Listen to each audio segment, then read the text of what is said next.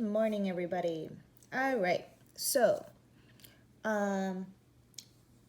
today is our last day before we go off on spring break.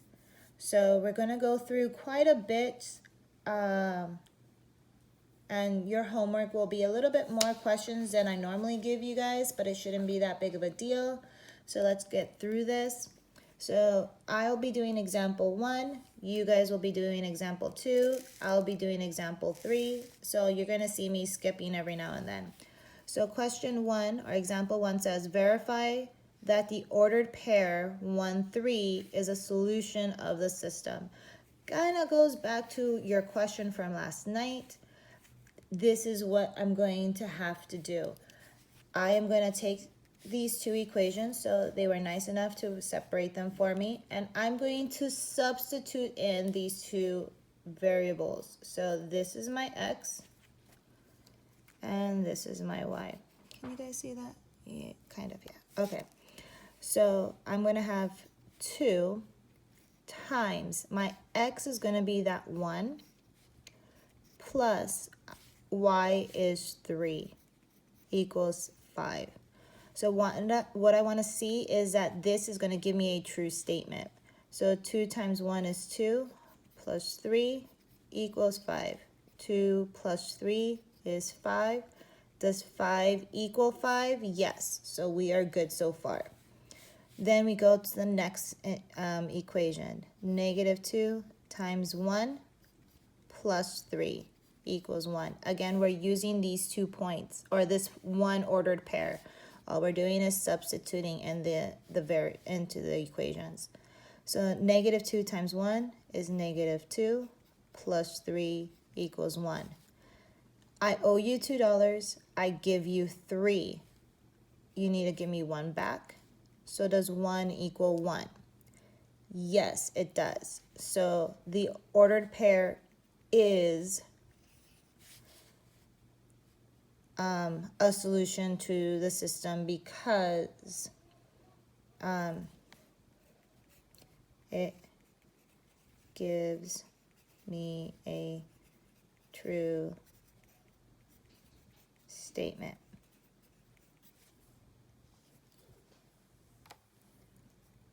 All right.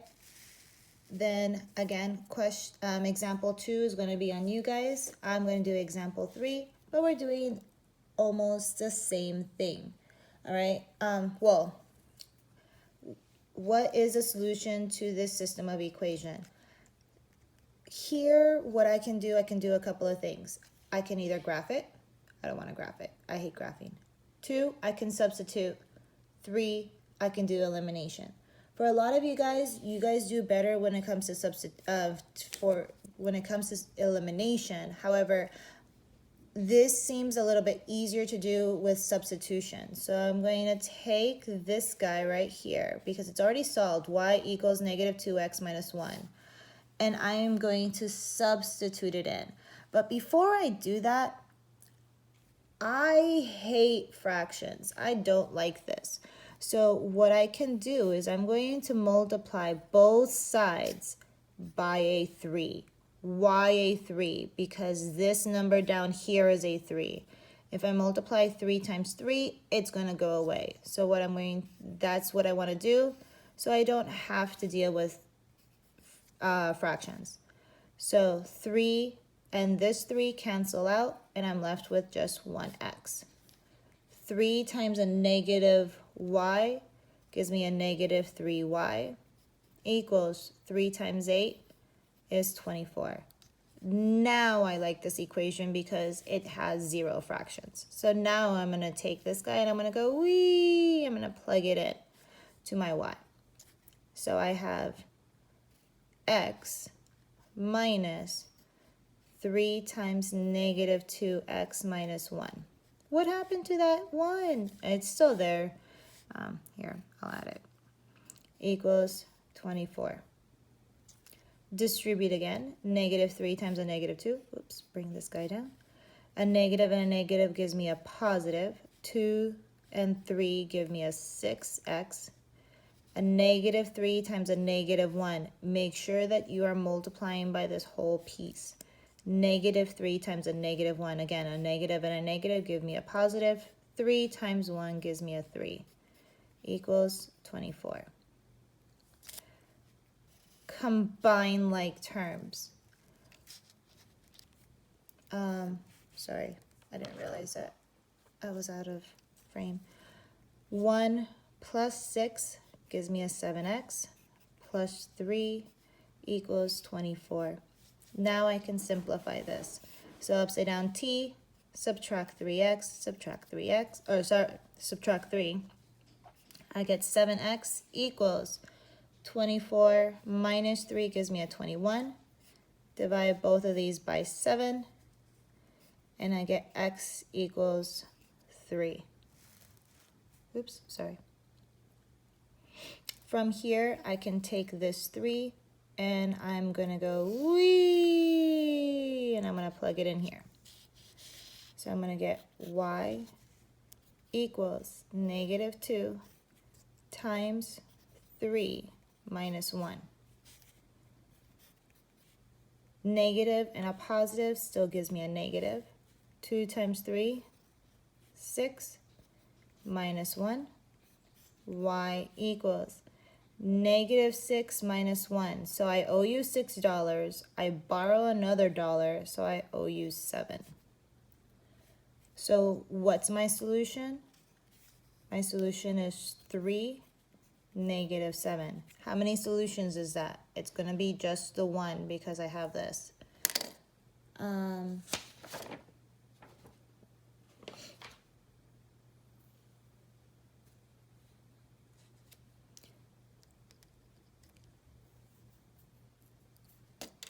All right. If we turn the page,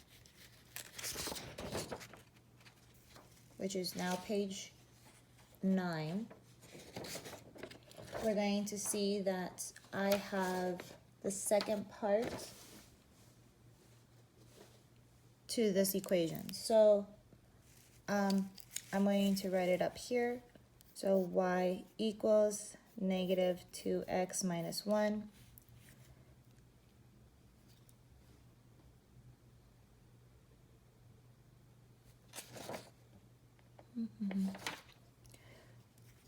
So, and then I have, remember how I kind of solved everything? For this, what's my slope? My slope is negative 2. I'm going to put this over 1 so that I know my rise over run. This is a negative 2, which means I'm going to go down. This is a positive 1, which means I'm going to go to the right. B equals, B is negative 1. All right? So my second equation, it was 1/3 x minus y equals 8. I'm going to move this 1/3 over to the other side. So I'm going to subtract 1/3 x from both sides. Don't freak out. We're not actually combining them because that doesn't have an x. So I'm left with negative y equals, don't forget that negative, that does come down, negative 1/3x plus 8, because that's a positive 8. Divide everything by a negative 1. And I get y equals a negative gives me a positive 1/3 x. A positive and a negative gives me a negative 8. So there I can find my slope. My slope is 1/3, so we don't mind that it's a fraction. My y-intercept is going to be negative 8. All right. From here, I'm going to use two different pencils, so I'm going to use a pencil for the first one. So where do we start? We start off with negative 1, so I'm going to start at 0, 0, and I'm going to go down 1 and plot my point. From here, I can go down to 1, 2, and then 1 to the right, and do that a few times. 1, 2, 1 to the right, 1, 2, 1 to the right, 1, 2, 1 to the right. Or I can do the opposite and go up 1, 2, 1 to the left. 1, 2, 1 to the left. 1, 2, 1 to the left. 1, 2, 1 to the left. 1, 2, 1 to the left. Do I have to do all of those? No, I just like doing it. So when I draw my line, I do a better job. All right. For the next one, I'm going to use a blue pen.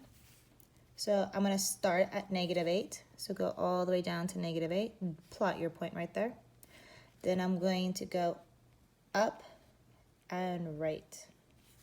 So up 1, 1, 2, 3, plot my point. Up 1, 1, 2, 3, plot my point. Up 1, 1.